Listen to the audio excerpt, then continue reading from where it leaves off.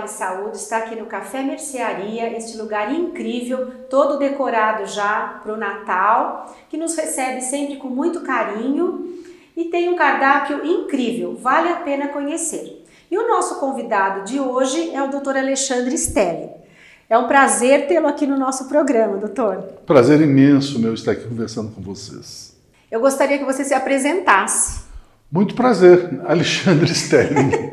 Eu sou médico formado há 41 anos. Isso dá um susto quando a gente fala. Com muito orgulho, mas né? Com muito orgulho, muita estrada rodada, né?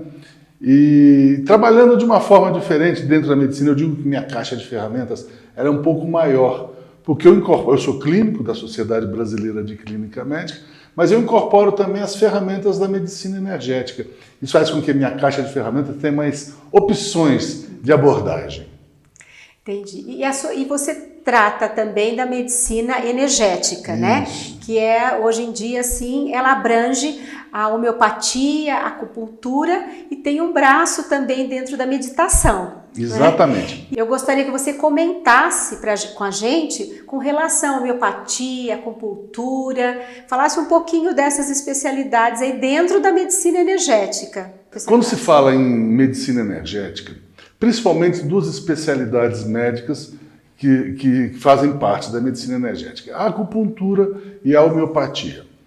Na acupuntura a gente tem o Qi, né, que o chinês chama essa energia de Qi, que quando ela está em equilíbrio e ela circula assim como o sangue circula, essa energia também circula. E o Qi, quando está em equilíbrio, saúde, quando ela está em desequilíbrio, doença.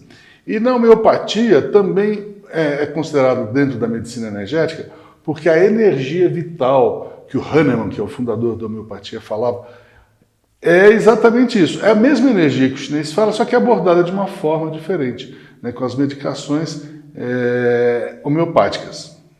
Entendi. E com relação à meditação, a gente sabe que é uma coisa assim muito importante até para a qualidade de vida, né, nossa, e a gente tem assim, como será que é essa meditação, como é que funciona, quais são os benefícios, conta pra gente como é que é toda essa parte da meditação aí que é super interessante e os benefícios, né, que ela traz também.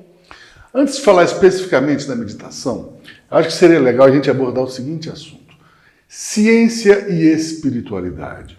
Durante muito tempo isso ficou dicotomizado. A gente sabe que lá atrás o líder espiritual também era o líder científico, entre aspas, das comunidades mais primitivas, né? Ele ajudava na colheita, ele ajudava no plantio, ele ajudava na saúde das pessoas, no bem-estar social. Ou seja, espiritualidade, ciência e conhecimento era uma coisa só. Com o avanço enorme da ciência, houve essa dicotomia. A ciência foi para um lado, enquanto a espiritualidade foi para outro. Porém, ultimamente, a gente vê um reencontro da ciência com a espiritualidade. É interessante ver, por exemplo, que a Sociedade Brasileira de Cardiologia tem um departamento de espiritualidade. E é importante a gente frisar o seguinte: estamos falando de espiritualidade, não estamos falando de religião. Sim. Exatamente. É legal fazer essa diferença. É importante essa diferença, porque quando você fala em religião, você está falando de dogmas criados por homens. Sim. Qualquer religião, foi Deus que me enviou. Tá bom, enviou para você que é um ser humano. Sim. Né? Então, isso é religião. E a espiritualidade é o sentimento. O Jung, aquele discípulo de Freud, ele foi muito feliz quando ele percebeu que no ser humano existe uma função que é a chamada função transcendente. Ou seja, a espécie evolui. Mas para a espécie evoluir, o indivíduo tem que evoluir. E essa necessidade de evoluir é exatamente você sair da sua zona de conforto, você ir além. Isso é um impulso que todo ser humano tem, de ir além do que ele é. É a evolução do indivíduo que promove a evolução da espécie. Dentro dessa evolução, você encontra necessariamente o lado energético da vida. Porque quando você vai extrapolar o que você é hoje, você extrapolar fisicamente, você tem que extrapolar energeticamente. Então a meditação é uma abordagem para você começar a perceber em si essa energia e as possibilidades. Você se conhecer melhor, seria isso? O autoconhecimento é fundamental, porque a partir desse autoconhecimento é que você vai conseguir extrapolar os seus limites, né? E sempre, é interessante, Beth e caros espectadores, É interessante observar que a prática meditativa, em primeiro lugar, toda sociedade humana tem. Chama de um jeito, chama de outro, mas tem. Tem a meditação budista, tem a meditação católica, tem a meditação de tudo, tem a meditação simplesmente como uma prática, como se faz a educação física, exercício físico, se faz uma prática meditativa. Por quê? Porque é uma necessidade do ser humano. E quando essa necessidade não é atendida, a gente começa a perceber que a saúde é quem paga o preço. Então, quando você para e percebe a sua energia, a autopercepção do ponto de vista energético, ela faz com que você comece a entender o que está errado com você. Lembrando-se sempre que energia é igual a emoção. Emoção é igual a energia. Quando você fala de energia, você está falando das emoções. E com um detalhe, não existe uma hierarquia. Existe o corpo físico, existe o corpo energético ou emocional, e tem um outro estágio que é o chamado nível informacional, onde as informações estão registradas. Então você, quando fala em saúde, você tem que ter uma harmonia nesses três níveis.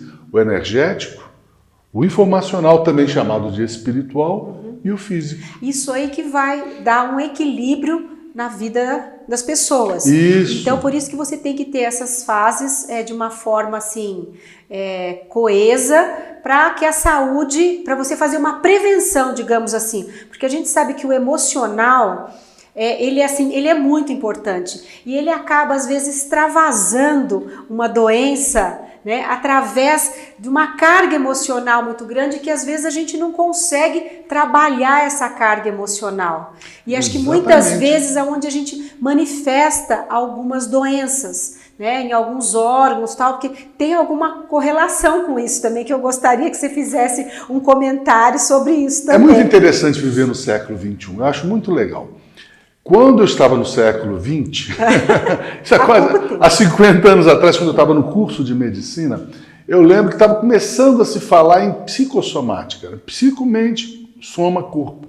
Então estava começando a se falar em psicossomática e a resistência era muito grande. Eu lembro de professor de gastro, né? Um aluno falava em gastrite nervosa. O professor, que é isso, gente? Estômago é estômago, nervoso é nervoso.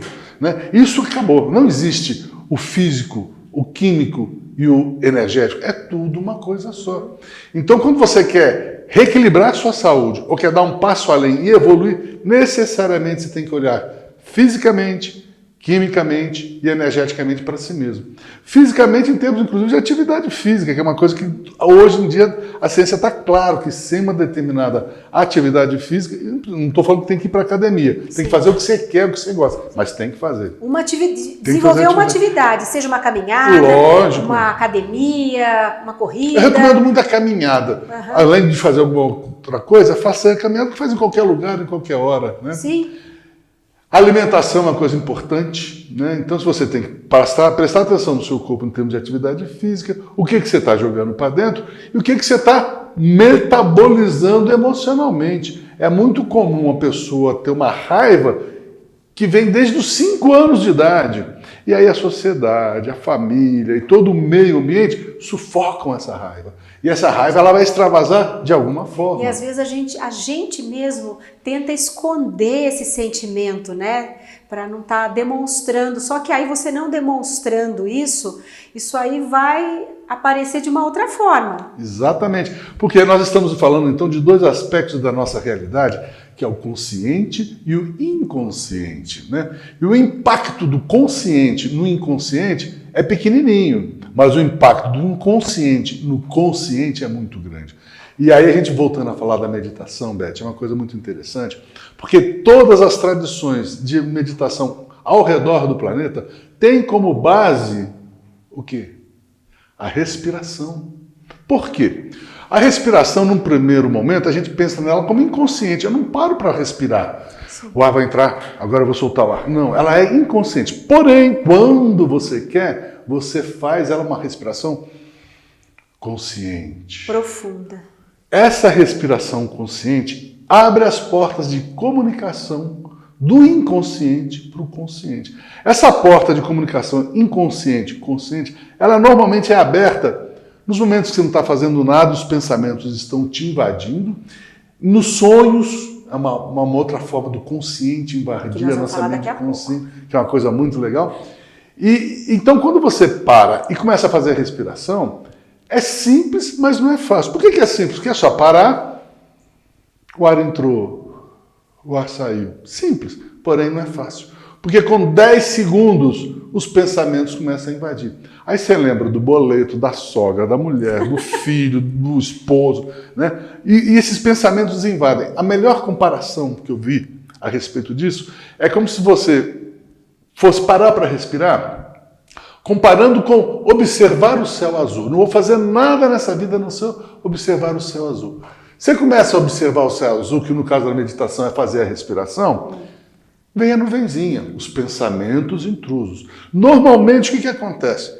Vem a nuvenzinha, você esquece do céu azul, passa a prestar atenção na nuvenzinha e começa a viajar na nuvenzinha. Esse aqui é o detalhe. Vem um pensamento e esse pensamento vira uma historinha. Por que eu não fiz isso? O que eu tenho que fazer? E você esquece do céu azul, esquece da respiração. Mas é treino. É muito comum em consultório, quando eu vou falar em meditação, o paciente fala, eu já tentei, não deu muito certo. Não é tentar. Se você parou, respirou, 10 segundos consciente, você fez meditação de 10 segundos. Tá, vamos fazer um breve intervalo e o doutor vai contar pra gente como é que faz essa meditação.